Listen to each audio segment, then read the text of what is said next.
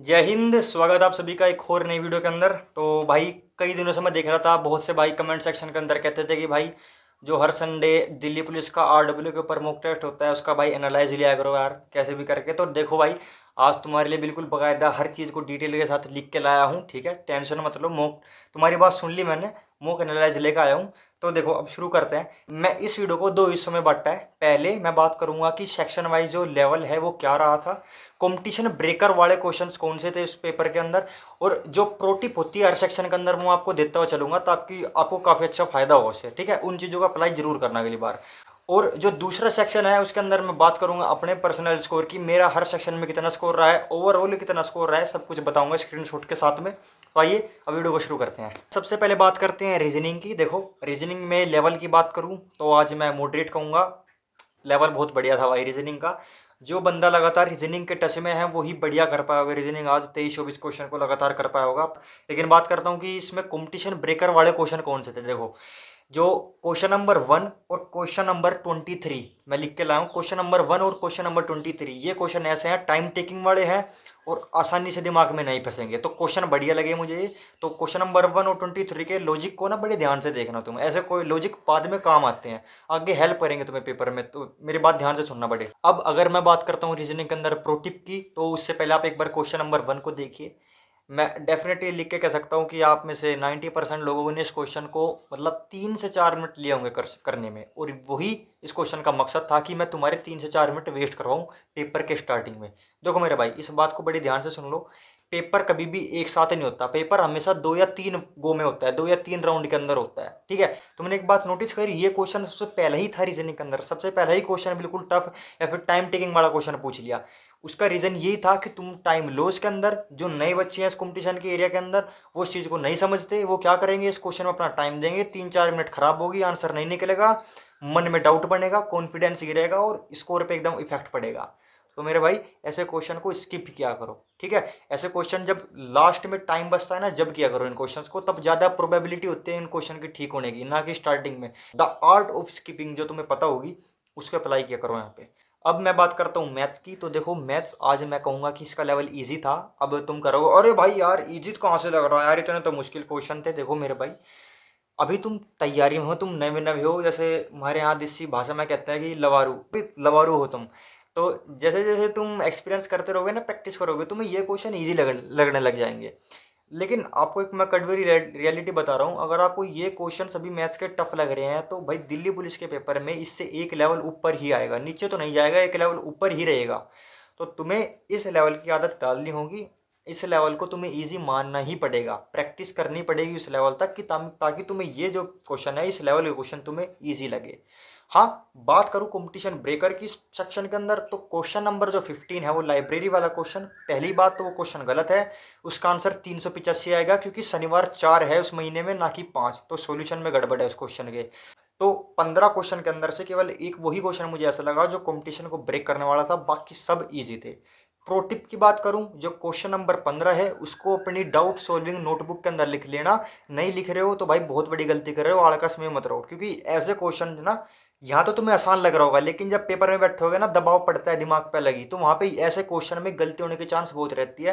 तो ऐसे क्वेश्चन को रिवाइज जरूर कर लेना, ठीक है। तो डाउट सॉल्विंग नोटबुक के अंदर इस क्वेश्चन को लिख लेना, होना चाहिए तुम्हारी नोटबुक के अंदर ये। अब अगर मैं बात करूं कंप्यूटर की, तो देखो मेरे भाई कंप्यूटर मुझे आज मॉडरेट टू हार्ड लगा। इजी तो मैं इसे कभी भी नहीं कहूंगा, क्योंकि भाई तुम्हारे लिए भी और मेरे लिए भी, सबके लिए भी बिल्कुल नया सब्जेक्ट है ये, ठीक है। तो इजी तो बिल्कुल भी नहीं हो सकता, लेकिन हाँ क्वेश्चन करने लायक थे आज, ऐसा भी नहीं था कि बिल्कुल क्वेश्चन समझ भी नहीं आ रहे, क्वेश्चन करने लायक थे, ठीक है। कंपटीशन ब्रेकर वाले क्वेश्चन की बात करूं तो वो था जावास्क्रिप्ट कौन से साल में इन्वेंट करी गई थी, आविष्कार किया गया था। 1995 उसका आंसर था। देखो पता है क्या है, यही मेरी प्रोटिप भी है, समझ लो इस बात को। ये जो आप लैंग्वेज वगैरह पढ़ते हो ना, आप सब पढ़ लेते हो कि एप्लीकेशन सॉफ्टवेयर, सिस्टम सॉफ्टवेयर, ये सब पढ़ लोगे आप, लेकिन कभी आप इस चीज़ पे ध्यान नहीं दोगे कि ये चीज़ कब, कौन से साल के अंदर इन्वेंट हुई थी, इनका आविष्कार हुआ था। और वो चीज़ बहुत जरूरी है मेरे भाई, ये छोटी चीज़ है लेकिन इंपॉर्टेंट है। तुम सोचते होंगे कि जो डेट वगैरह है ये जीके के अंदर हिस्ट्री में पूछी जाएगी, लेकिन मेरे भाई कंप्यूटर के अंदर भी डेट आ जाती है। तो यही प्रोटिप थी कि कंप्यूटर के अंदर भी डेट पर स्पेशली ध्यान देना। आइए अब बात करते हैं जीके जीएस की। देखो भाई, जीके मुझे लगी मॉडरेट टू हार्ड की कैटेगरी में डेफिनेटली रखूंगा। हाँ, पिछली बार से थोड़ी आसान थी इस बार, लेकिन इतनी भी आसान नहीं थी कि सब क्वेश्चन कर लोगे तुम। ठीक था, लेवल ठीक था, लगभग 30 प्लस होने वाले लायक क्वेश्चन थे इसके अंदर, ठीक है। मॉडरेट टू हार्ड कैटेगरी में मैंने रख दिया है। कंपटीशन ब्रेकर वाले अगर मैं क्वेश्चन इसके बात करूँ तो भाई देखो कोई फिक्स नहीं है, पता नहीं तुम्हें किसका कोई सा टॉपिक वीक है, किसी का कोई सा, तो कंपटीशन ब्रेकर का यहाँ पे मतलब ही नहीं बनता।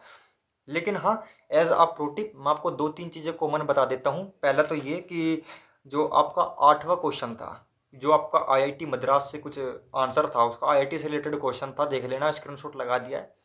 इस क्वेश्चन से हमें एक चीज़ सीखने को मिलती है कि भाई क्वेश्चन पेपर जब एग्जामिनर बनाएगा ना, तो जरूरी नहीं है कि वो करंट अफेयर आज का ही पूछे, वो करंट अफेयर 1 1.5 साल पुराना भी पूछ लेगा। जैसे यहाँ पे नवंबर 2020 का क्वेश्चन उठा के पूछ लिया, तो इस चीज़ से हमें एक चीज़ तो पता लगी कि भाई 2021 और 22 हम उनका भी करंट अफेयर पढ़ के जाएंगे।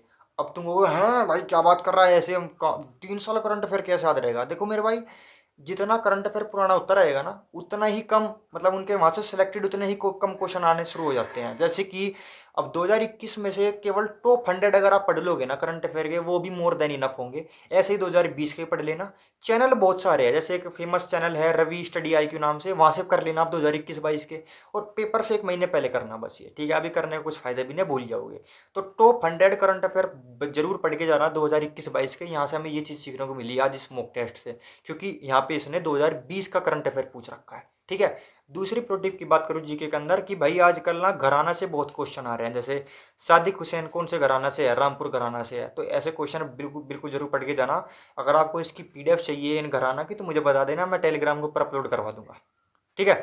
चलिए भाई, ये तो था मुक का एनालाइज। अब मैं बात करता हूँ अपने पर्सनल कि मेरा क्या क्या स्कोर रहा। मैं तुम्हें बता तो दिया एनालाइज करके, पर मेरी स्थिति क्या चल रही है, तो चलो वो भी बताता हूँ तुम्हें। देखो मेरा GS के अंदर स्कोर रहा 33, मतलब 33 का इस क्वेश्चन करेक्ट है मेरे, 7 क्वेश्चन गलत है और 10 मैंने अनअटेम्प्ट छोड़ दिए, ठीक है। रीजनिंग की बात करूँ 21 क्वेश्चन ठीक है, 2 क्वेश्चन गलत है, 2 क्वेश्चन छोड़ दिए। मैथ्स की बात करूँ 15 में से 15 ठीक है। आखिरी वाला क्वेश्चन मेरा आंसर 385 बिल्कुल ठीक आया है, उनका गलत है मॉक टेस्ट वालों का, तो हम तो बड़ा भाई ठीक मानेंगे, हमने तो 2 3 बार मेहनत करी, क्वेश्चन तो गलत क्यों मानना है। तो 15 में से 15 ठीक है मैथ में। बाकी कंप्यूटर में मेरे 7 क्वेश्चन ठीक है, 2 गलत है, 1 अनअटेम्प्ट है, छोटा था, ठीक है। ओवरऑल स्कोर की बात करूँ तो मेरे 72 नंबर बने हैं। वैसे तो बनने 73.25 चाहिए, क्योंकि मैंने वो मैथ का भी जोड़ा नहीं इसमें, ठीक है। 12 क्वेश्चन गलत है और 13 अनअटेम्प्ट है। बाकी रैंक परसेंटाइल वो आप सब देख लेना, स्क्रीनशॉट आपके सामने अपलोड कर दिया है, ठीक है। तो बताना भाई वीडियो कैसी लगी, और अगर आप ऐसी वीडियो और फ्यूचर में चाहते हैं कि अगर मैं अगले हफ्ते भी मॉक एनालाइज लाऊं ऐसा ही, तो जी भर के दिल खोल के कमेंट करना, जितने कर सकते हो उतना बढ़िया है, ठीक है। जैसा इस वीडियो के ऊपर रेस्पॉन्स रहेगा, मैं उस हिसाब से अगली वीडियो बनाऊंगा एनालाइज को लेकर, ठीक है। बाकी इस वीडियो में इतना ही था, मिलते कभी और अगली वीडियो में, तब तक के लिए जय हिंद।